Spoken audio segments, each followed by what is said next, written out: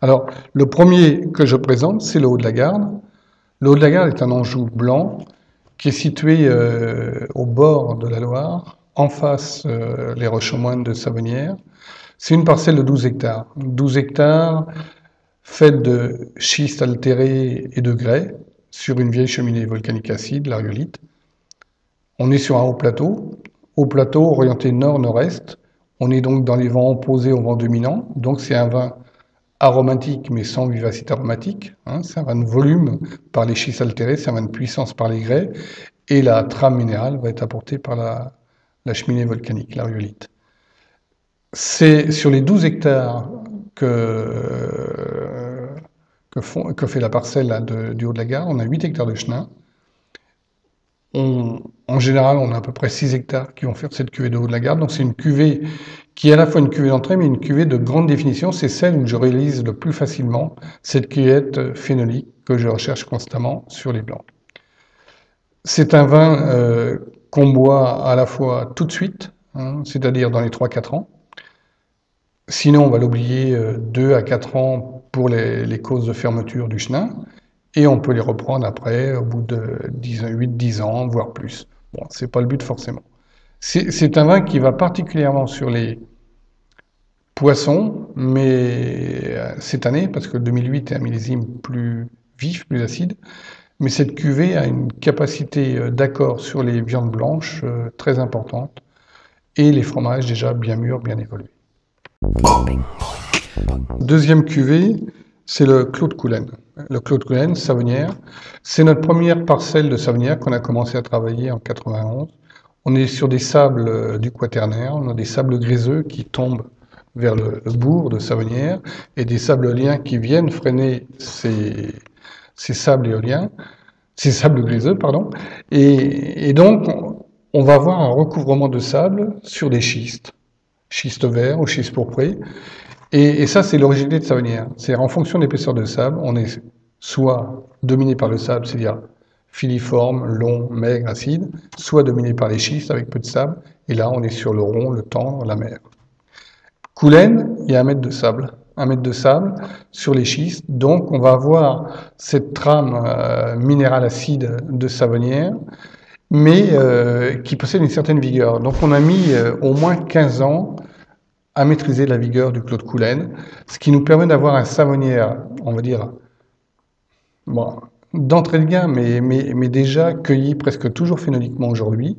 Donc on a la perception en relief du chenin sur les sables de Savonnières, et c'est un vin qui se marie parfaitement sur tous les poissons et un petit peu les viandes blanches, un petit peu, moins que le Haut de la Garde, mais un petit peu, et qui va très bien sur les fromages frais, les chèvres frais, tout ce qui ressemble à ce type de fromage. Les Rosnières, c'est donc un coteau du Lion Beaulieu. C'est la parcelle que mon père a aimée dès le départ, dès les années 59-60. Que nous, derrière, on a appris à aimer ici, on a restructuré, on a vraiment fait un climat à la bourguignonne sur les Rosnières. On a 5 hectares. Donc qu'est-ce que c'est? C'est la partie du coteau qui tombe sur le Lion, mais juste le point de basculement. On est sur une lave basaltique à pH basique, une roche-mère dure mais fissible, importante pour les racines. On a moins de 20 cm de sol sur la roche-mère. Donc, austérité importante. On a beaucoup de vent, forte exposition au vent, dans l'axe des vents dominants. C'est donc un vin par les vents, par la dureté de la roche-mère, par la faiblesse de l'épaisseur de sol, particulièrement minéral. C'est un liquoreux qui est très aromatique, qui est très en relief dans sa structure, qui a une acidité, mais pas aussi forte qu'on puisse avoir... qu'on peut l'avoir sur un quart de chaume, parce que justement on a peu de sol sur la roche-mère. Mais c'est vraiment le prototype d'un liquoreux de terroir. Alors, oui, j'oubliais, avec quoi va-t-on le prendre? Ça, c'est propre à tous les liquoreux. Euh, le problème, c'est que les liquoreuses sont plus à la mode. Et donc, pourquoi ne sont-ils plus à la mode? Parce qu'on vit dans une société un petit peu anxieuse, agressée, et pour boire un liquoreux, il faut être détendu. C'est impératif, il faut être détendu, faut avoir envie de se poser. Et on peut se poser aussi bien à l'apéritif qu'après le repas, mais ces vins-là sont parfaits tout seuls, avec des bleus, en particulier des roquefort, et puis bien sûr le foie gras que tout le monde connaît. Voilà. Nous avons un quart de chaume 2008. C'est un millésime plus difficile 2008, parce qu'on a vendangé très tard, jusqu'au début décembre. Mais cette parcelle de quart de chaume, c'est une parcelle de 3 hectares, qui est la parcelle la plus élevée de l'appellation. Donc on est naturellement sur le carbonifère, avec des sols de l'ordre de 80 cm, quand même sur du charbon, ou de la pierre carrée, c'est une cinérite, une roche volcanique éruptive. Et le caractère du quart de chaume, c'est d'être toujours en équilibre entre sa botrytisation, sa surmaturité, et son terroir, sa minéralité. On peut goûter n'importe quel chaume à côté ou n'importe quel léon à côté, il n'y a jamais l'équilibre que possède un quart de chaume. Le quart de chaume, c'est sa race, c'est son équilibre. Alors, évidemment, les accords sont les mêmes que sur les Rosnières ou les Rayelles, mais c'est simplement qu'on choisit une occasion différente. Un Rayelle 2005. Un Rayelle 2005, c'est en fait le coteau du Lion sur Rochefort de la parcelle du Haut-de-la-Garde.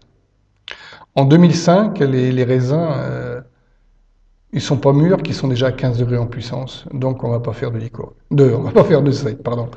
Et donc, on a consacré les 8 hectares à faire un coteau du Lion Rochefort qui porte le nom d'une des séquences cadastrales du paysage, les Rayelles. C'est une vendange qu'on a cueillie quelques jours, j'ai plus en tête, mais quelques jours après le 11 novembre 2005. On a fait qu'un passage, un seul passage. Tous les raisins étaient à 24 degrés de moyenne. Ça nous laisse un souvenir incroyable parce que on savait que c'était le jour ou les 2 jours, parce qu'on l'a fait en 2 jours. La couleur de la pruine, le niveau de rôti, le niveau de flétrissement des raisins, parce que c'est 100% de botrytis, il n'y a pas de passerillage sur 2005. C'était le jour et l'eau allait arriver le lendemain ou le surlendemain.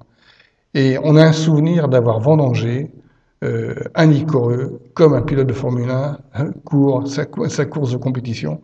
C'est absolument, c'est un souvenir mais qui nous est resté à tous. Je crois que dès qu'on a ouvert les sécateurs, on n'a pas ouvert la bouche, on a coupé à 200 à l'heure. Hein, c'est ça. Alors derrière, eh bien, on a eu 3 mois de fermentation, 3 ans de fermentation avant de pouvoir le mettre en bouteille. Et puis ça fait une grande bouteille qui commence seulement à s'ouvrir. Seulement. Il faudra certainement encore 5-6 ans pour avoir l'optimum finesse de ce botrytis. Voilà.